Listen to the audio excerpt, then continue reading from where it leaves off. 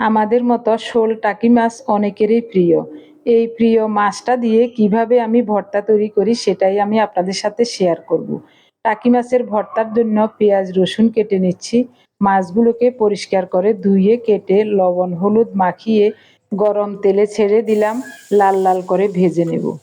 এদিকে টাকি মাছের ভর্তার জন্য পেঁয়াজ রসুন কাঁচামরিচ শিম সব বেছে কুটে ধুয়ে পরিষ্কার করে নিয়েছি।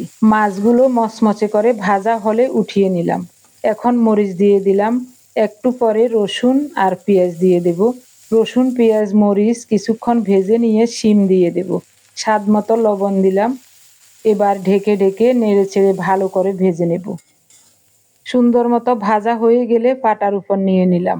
পাটা পরিষ্কার করে ধুয়ে রেখেছি। গরম গরম পাটার উপর নিয়ে সাথে সাথে বেটে নেব। আমার শাশুড়ি মা বড়শি দিয়ে পুকুর থেকে ছোট ছোট টাকি মাছ ধরতেন। ওই মাছ দিয়ে কোনো সময় ভর্তা কোনো সময় পাতুরি বানাতাম, খুবই চমৎকার লাগতো খেতে। অনেকদিন পর টাকি মাছের বাটা বা ভর্তা করছি, মনে হচ্ছে খুবই চমৎকার হবে।